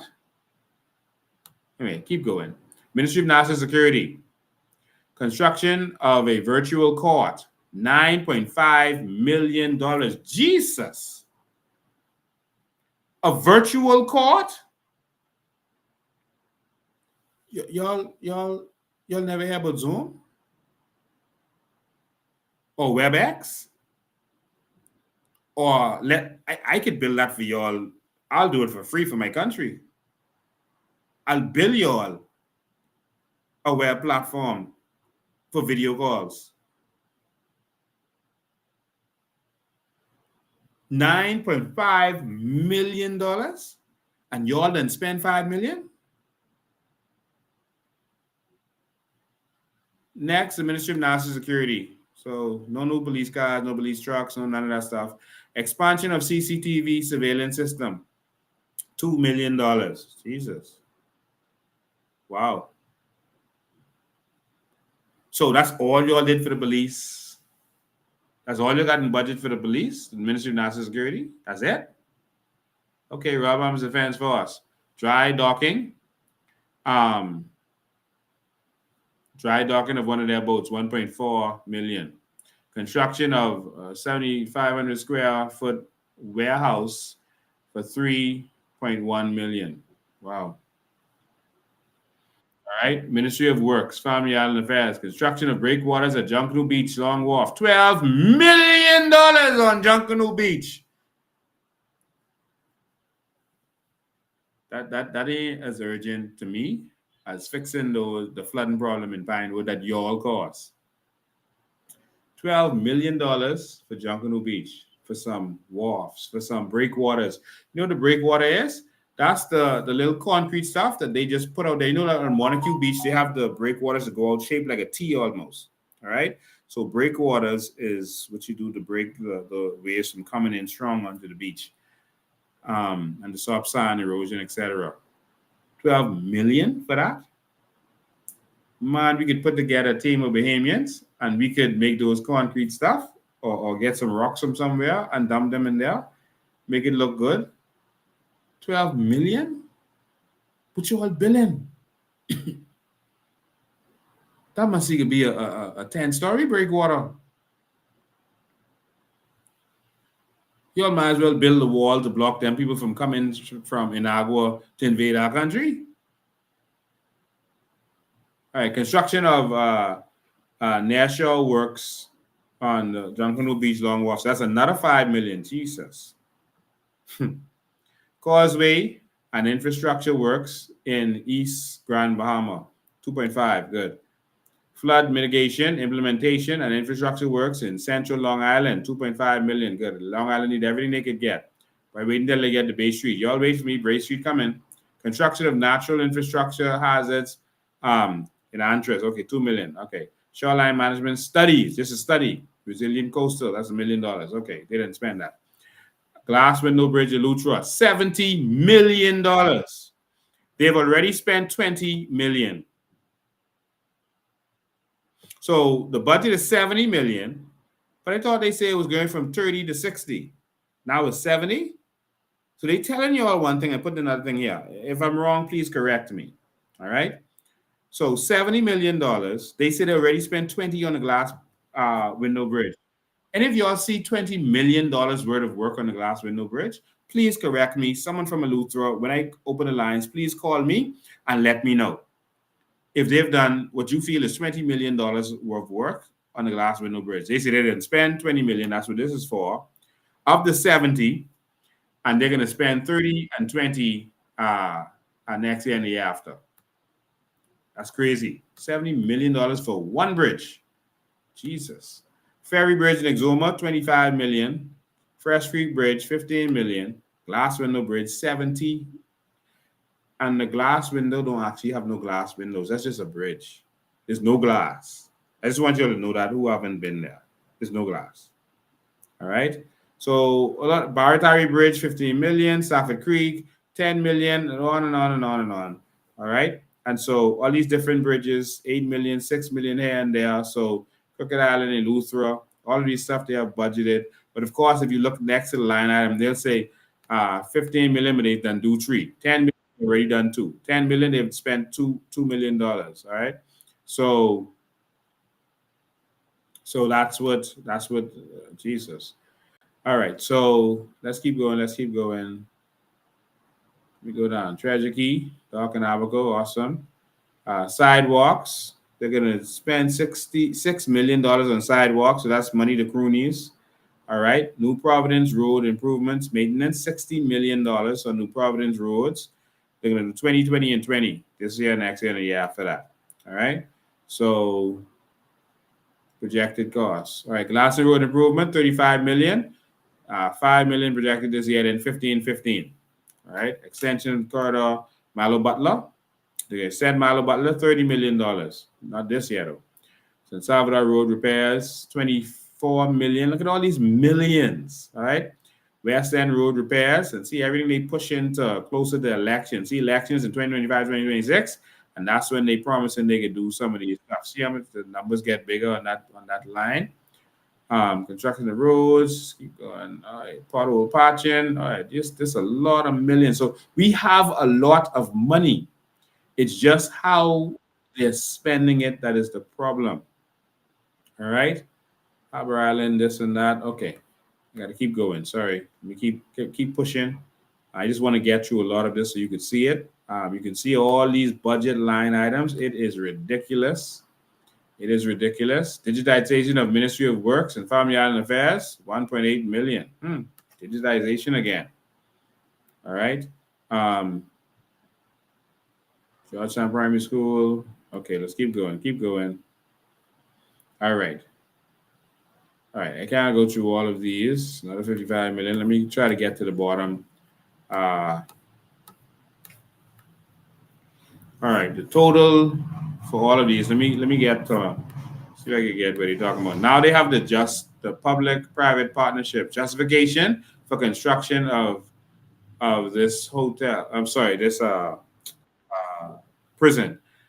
And so this is justification what they're gonna do, and this public-private partnership, which means they working with someone. Now, public-private partnerships don't normally work like this, but that's another conversation. I just want to speed through this because time is going. Certification to rehabilitate, these roads, and have justification for everything here for a couple of things. And then these are the loans. All right. So that's hundreds and hundreds of millions of dollars in projects that you saw there. And now separate from that is $620 million, because this is in millions, in loans. Now watch this carefully. Waiting for Green Climate Fund to approve a tranche. So they now already have access to a Green Climate Fund, and they're trying to get $50 million out of that. Remember I told you about $11.37 billion that they're trying to qualify and do certain things to be able to have access to that. Now, some people are out there spreading false information that they already had it in the bank and it was already here in the Bahamas and there were these people on a list, and that is not true. All right? They're trying to qualify for that and to get it in tranches. So awaiting Green Climate Fund to approve $50 million. They're trying to pull $50 million out of it. They didn't get that yet. All right? Bahamas Air Holdings is borrowing $20 million for new aircraft. Now watch this. Remember that, $20 million new aircrafts. Water and sewage, $40 million. They're getting from the Caribbean Development Bank, Water Supply Improvement Project, loan extension. So $40 million for water and sewage. Another $100 million for water and sewage, water mains. That's borrowing now. And then another Public Hospital Authority is borrowing. They have this down here as a loan, right? A guarantee, all right, for this hospital. But they ain't get that yet. That ain't signed.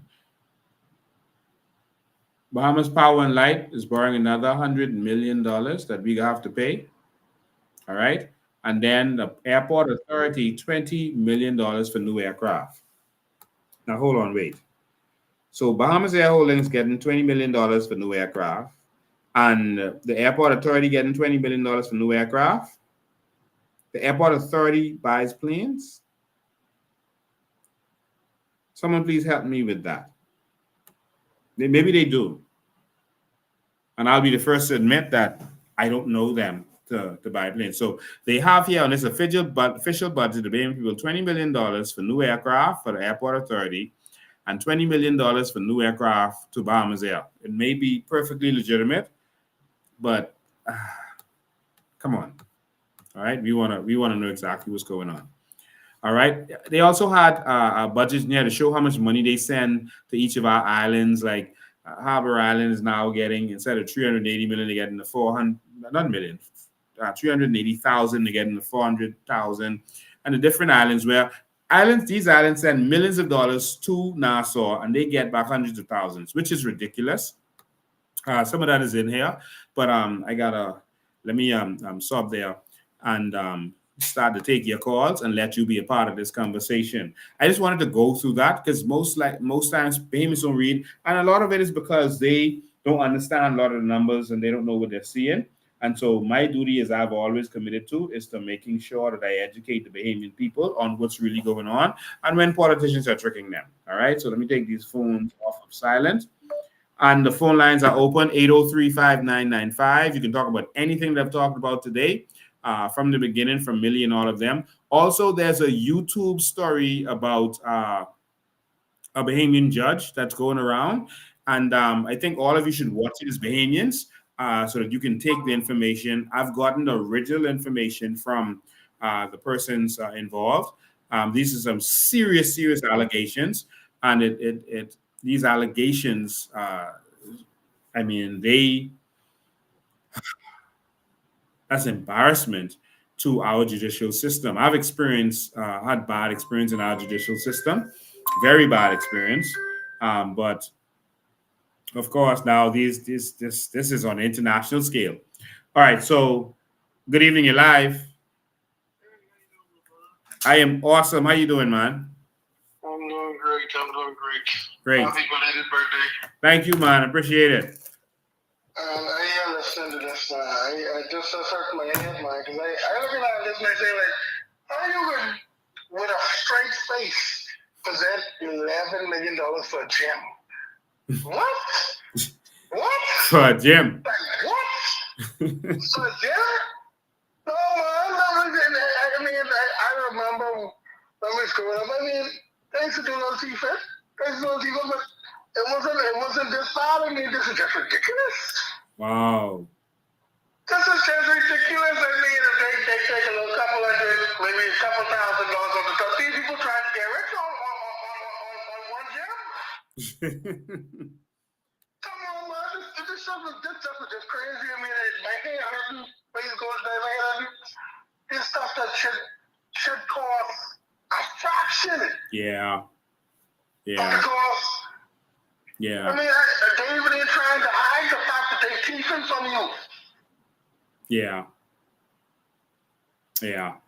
I mean, and so much of those numbers, I mean, they are shady as hell. They are shady, you know? Lord, I'm going to say, the Bahamians don't see this and just get up and want to friggin' bum rush the government. I don't know what else they can take. So so I'm not wrong, right? They said 30 million for the glass window bridge, then they increased it to 60 million, right? And what you show say 70 million. Yeah. Because they know we don't read. How the hell you going up on the bridge, but you already get engineering, construction, everything already approved on from years ago? You go on from 30 million to 60, 70 according to their documents. But that in the bad part, they say they already spent 20 million on that bridge. And I've been going back and forth, and I ain't seen no work done to that, man. I could be wrong. But I ain't seen no work done to that.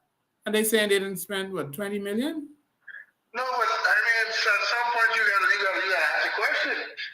How the hell you going from 20 to 30, now to 70? To 60 to 70. Hey, somebody need to be fired. They need to get a new construction. Something need to happen because they're wasting the people money.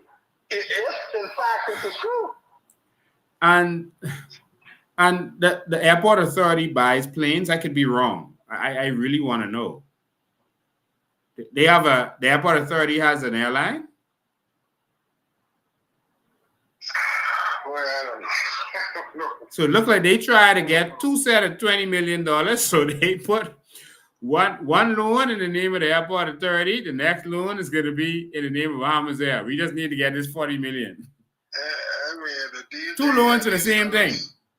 these fellas, I mean, I can understand you taking something off the top. I mean, that numbers going up, that's happening all the time. Wow. But these governments, they're trying to get rich off everything else. Wow. Come on, man. I guess Brave won Air Force One, so they can make us pay for it. Thanks for your call, man. Okay, man. 803-5995 is the numbers, 803-5995. I know I talk long, but I really wanted us to go through that today and to really see what the numbers are, because that's beyond sickening, man. To see some of these numbers, I wanted you to see it and how shady it is. And so remember, they borrowed $1 billion from the UK, and they were going to draw down on it to build the North Eleuthera Airport. And then now, recently, they said they borrowed another $55 million for the same thing, the North Eleuthera Airport. So it looked like they making these loan applications and just putting the same thing on it just to get the money. That's how it looks. Let's go to phone lines.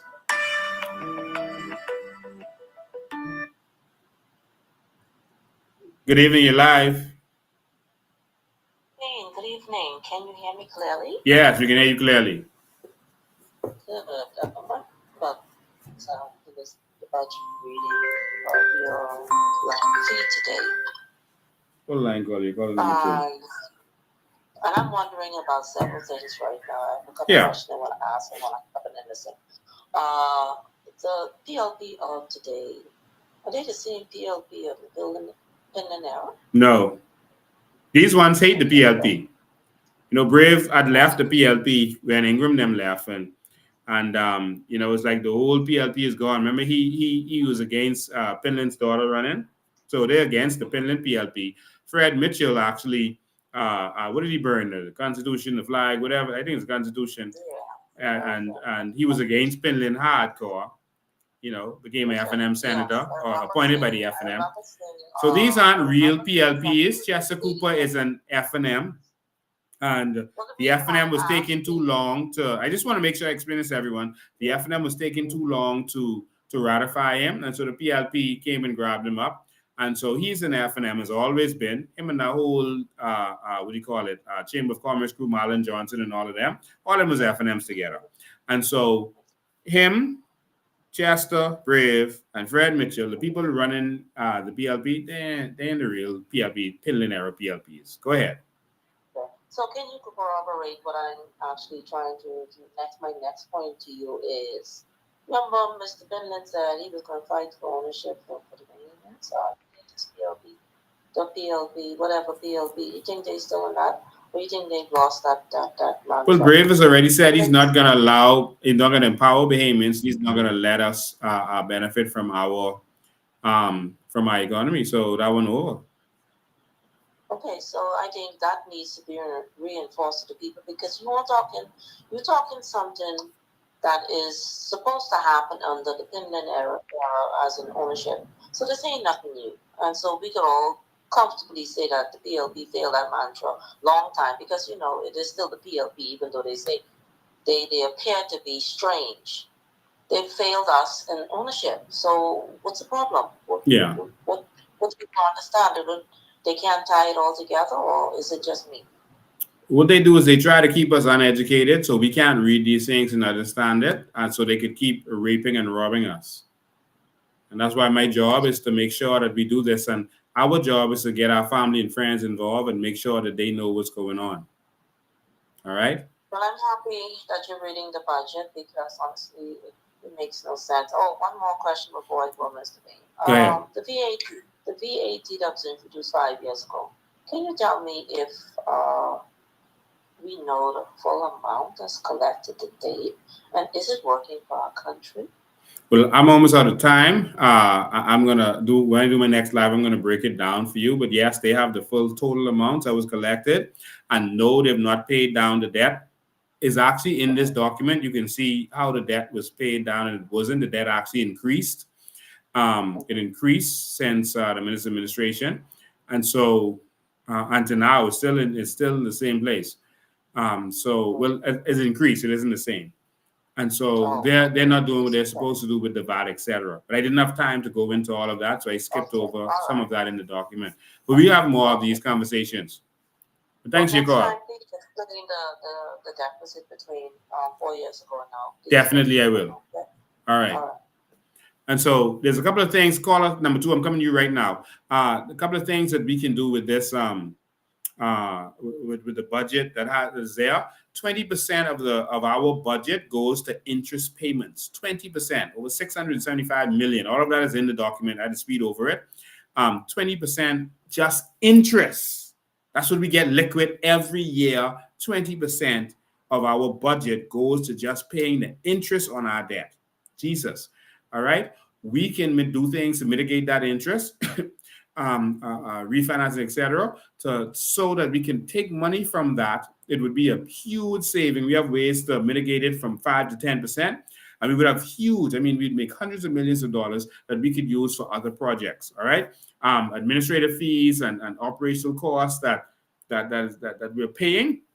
We could cut that right down to be able to do something different with this budget. A lot of the capital expenditure is not urgent at this time, and we can redirect it to proper investments that we can actually make money from as a country, and then use the income made, invest it, and use the return on investment to do some things with. All right. The travel and training budget is ridiculous. All right, $86 million over their term. That's stupid. All right. And the consultancy budget is very extreme. And we can use change that to be able to have a budget that we can do something better with. Caller number 2, you're live. Lincoln Bain, how are you, sir? I am awesome. How you doing? All is well, Derek Benjamin, the Merrick Jr. here, and I was listening to you. I just told, and I wish I could catch the whole show. Oh my God, you missed it. Because I missed it, man. I'm going to go back over it later. But Yeah. with respects to the loan concerning the airport, I think you mentioned it, and it was supposed to be a drawdown. I think it was $1 billion from Great Britain, but I thought some of that money is for the airport in Grand Bahama. Some was for Grand Bahama, some was for Eleuthera and a couple other airports. But they never do nothing with the airport in Grand Bahama yet. No, they didn't. We're talking with free clearance airport now for the Yeah. US and these different things. Ain't nothing ever happened to that. No, they never did anything with that. And so the fact is, they borrowed using the same thing as the reason for borrowing. So that's like you borrow from one bank, you say, okay, borrowing. You go to another bank, say, borrowing to build this house. Another bank, I borrowing to build this house. That's a problem. That's ridiculous. Concerning this 357, I ain't hearing nothing but that. I guess they must have gone to court with that. They ain't giving us no update on the 357 and different things. The 357 million for GBPA and all that going on there. Yeah, so nothing is going to come out of that. Nothing is going to come out of that. Bravedom is making it seem like they are requesting this stuff when they know they have no intentions on receiving this. They just want to ask for it to say that they asked for it. All right. Wow. It's ridiculous. The same thing with the reparations he's now talking about. The reparations is ridiculous. Let me tell you how stupid this is, because we've already received some of the reparations in 2 ways. The slave masters left land for us. Land is more valuable than money. All right. The slave masters left land for all of the generations of their slave. They call it generation property. But they refuse to give us deeds for those generation property, because giving us deeds would turn those properties into actual capital, real property that we can use to raise income, all right, and raise financing, etc., use as capital. And so they aren't doing what they're supposed to do with what they already left for us, and you want cash. What you want this $200 billion cash for to thief when you're not giving us what they left for us? That's the first thing. The Queen also left some of the reparations in the form of crown land, and they are giving it to mostly pastors and other people that they could use to influence them, foreigners, to build hotels and everyone else except for us. And they're not giving it to us. You're right. They're selling it to us. Selling it, yeah. All right. So that all of that is a bunch of flam and BS to the Bahamian people. And he knows he's not going to get that, but he wants to be able to say, see, I stood up to the status quo and I asked for this and I asked for that. This situation with FOIA was going on with the AG talking about neglect. What do you say? Negligence. He say negligence. With what? The FOIA and being able to harness the necessary documents and so on and so forth. In other words, he's saying they did not properly kept the records. Yes. And so as a result, they can kind of like that don't make sense to me. Now I know at the end of administrations before the election, they will have people come and destroy records and different things. I think we have seen video with people coming at the cabinet office getting look like records and then they go destroy the records and things like that. But my point is, you as a government, how is it that you not competent enough to keep record keeping? So here's where it is. Whatever records you do have, you digitize them and give the people access to them. If the record is gone, then you make a note and you say that the record has been gone and you run an investigation for the record. You don't just say it gone. You have to do an investigation to see where that gone. Because sometimes a lot of the records, they say the record isn't there, but all it is someone move it into a different office. Like, for example, there was a case with Elizabeth Thompson, who was the registrar at the time, and she said that Allison Maynard told her to move some records that was concerning Allison Maynard's former client, and she told her to move it into Elizabeth Thompson's office so that anyone going for the file can't find the file. But it's right there. It's not lost or stolen. It's in Elizabeth Thompson's office. So if you need to get it later, it's there. So that's the trick that they do. And the same thing with the lady in Freeport, and you see her files have gone missing. All right, Ms. Reckley. That was restored. Okay, good. And so that's what happens with some of these documents. So what we will do now is we will be able to digitize this system so that whenever that document passes, someone with an app is able to scan and say that document went from Lincoln Bain to Derek. Right. All right. Absolutely. And so we can see where that document is at every single time, the physical document.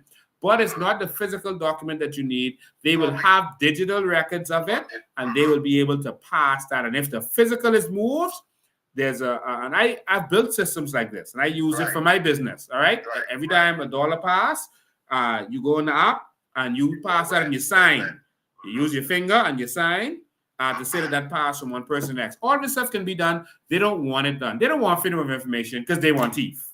Boy, I tell you. Listen, one more thing, because I know you got a lot of people calling in. Yeah. This situation with this stop the steal situation, I have real concern about this stop the steal situation because I was in the group and there was some concerns with respects to either a cookout or an event that was held, and the person who was responsible for taking care of all of the information and stuff like that, and to have a report, okay? And she wanted to close out the report, but at the end of the day, it was said that Ricardo Thurston had some outstanding tickets, okay?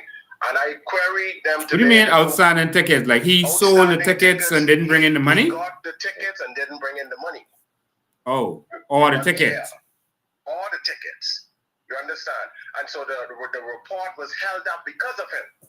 Now, the person who was dealing with the report, I guess them two was back and forth. She was waiting on him and whatever the case may be. However, they had a separate group. But when they brought it into the group where everyone is, it kind of had to come out for us to say, hold on now, Mr. Tyson, why is it that you're taking so long to turn in these tickets?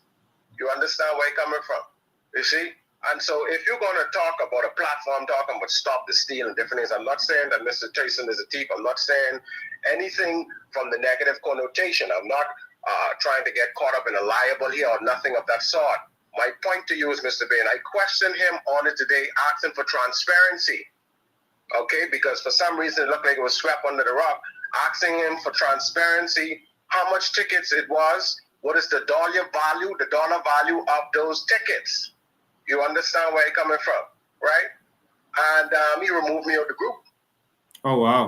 He removed you out of the group. And so if you want to be transparent and accountable and all this, and you running on about the $156 billion, and you want to have 10,000 people and 20,000, and you could be able to get the non-partisan and all this, you running on. But I got another group there where he was running on and we was talking about all this, and I tell him, hold on, you want 10,000 people, why don't go work with Lincoln Bain? What's the big deal with that? Lincoln Bain got 10,000 plus, he have his own army.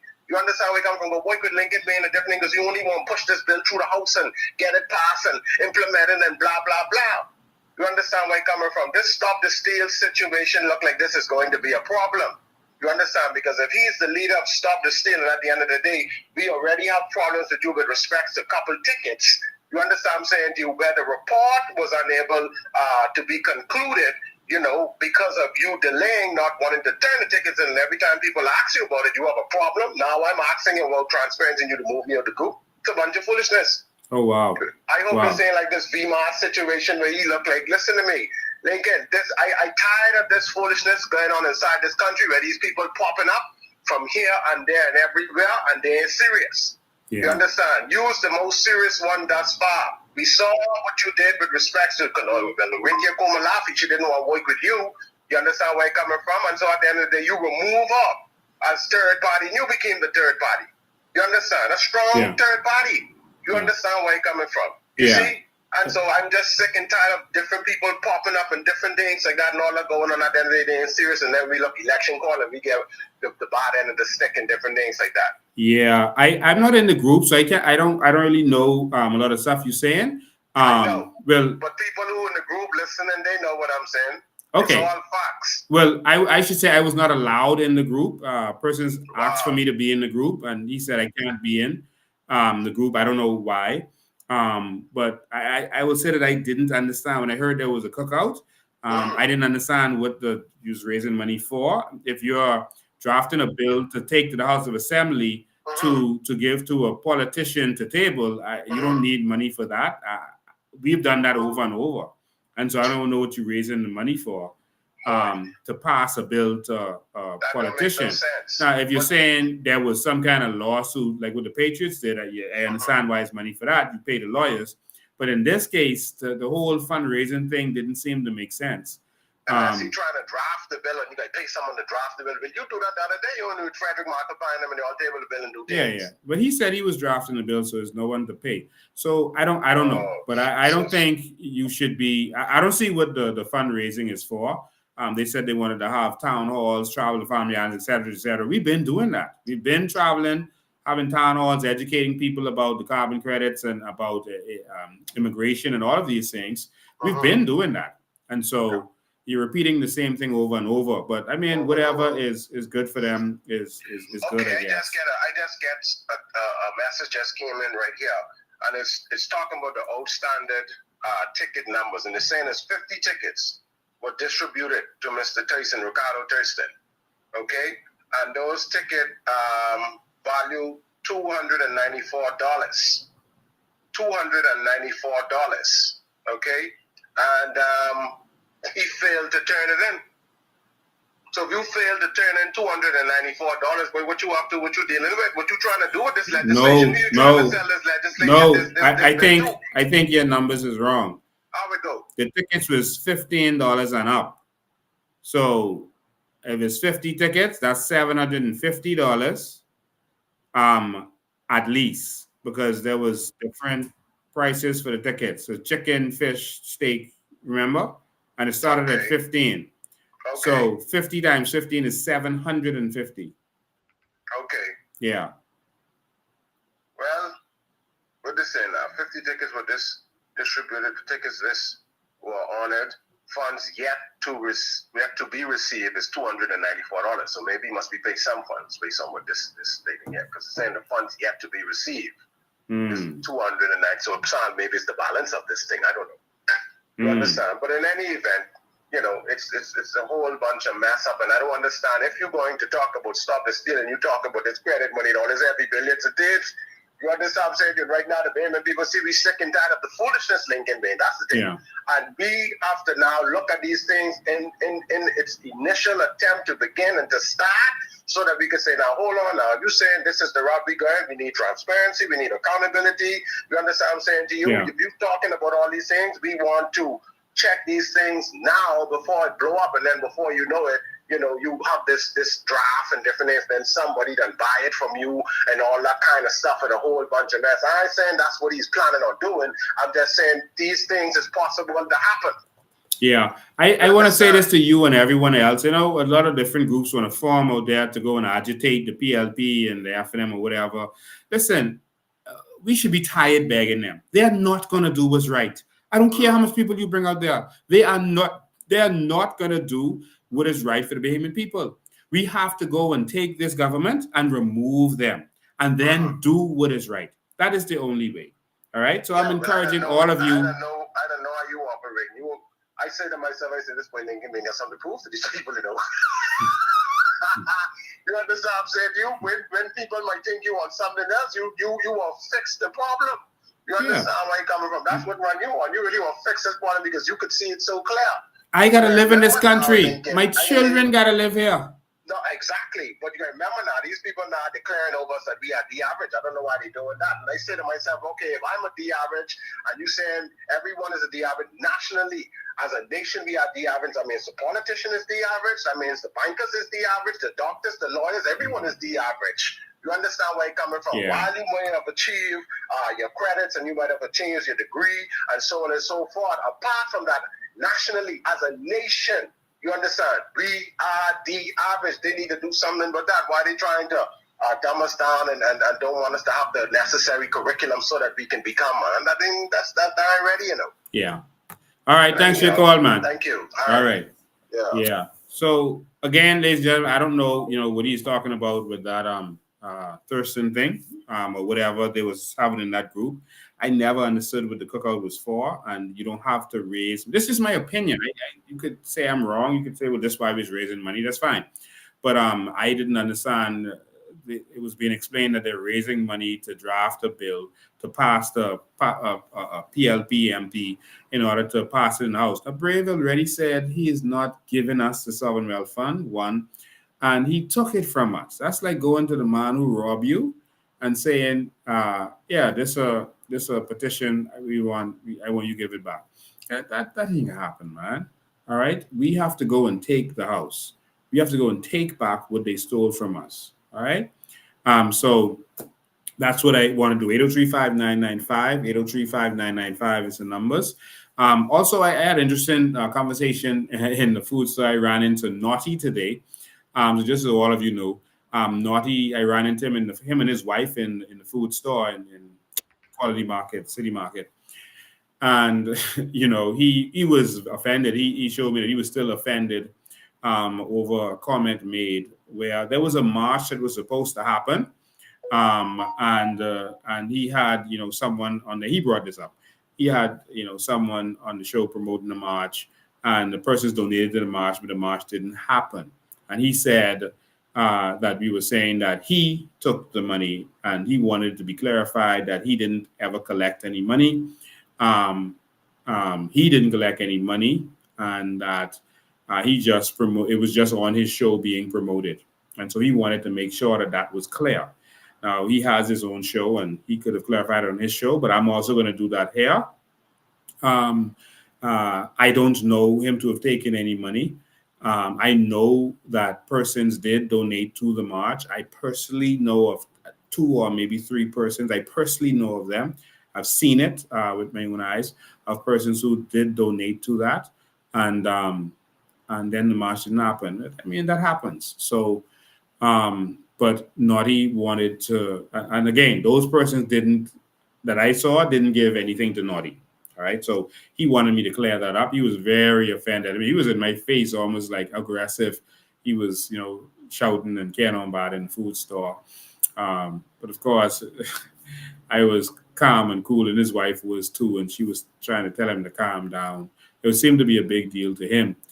He didn't touch me. He really got right in my face, saying the next time come talk to him first or whatever. He didn't touch me or anything, because then that would have been a different story. But he was very offended by that. So I just want to make it clear, as far as I know, no one donated to him or gave to him, but persons did do so. And he wanted to be clear that it was just being promoted on his show. So that was important to him. So I just wanted to bring that back up for his sake. All right. So So that was very interesting today. It was almost comical where it was so interesting. He was fuming over that. All right. So just wanted to get that out of the way. All right. Um, so this is what's the latest with audio, voice, and with audio in the police. That is clearly being swept under the rug, and we are going to have to get into office in order to persecute that and to prosecute that, because clearly that is being swept under the rug. We're hearing off the record things, like they can't touch him, um, and certain threats were made. We see a lot of lying going on with it. So when you see a lot of lying going on with these situations, by officials who should be credible, even down to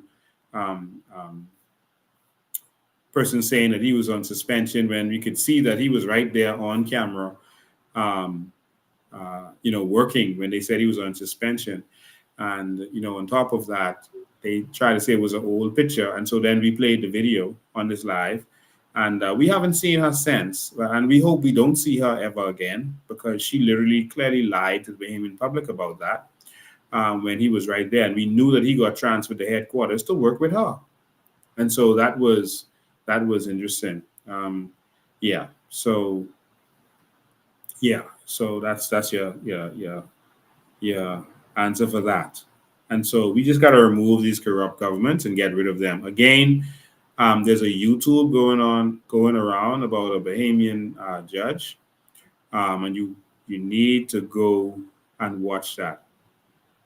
All right, you need to go and watch that. Every Bahamian should watch that. It shows the judicial system. It puts some questions out there that we need to fix some holes.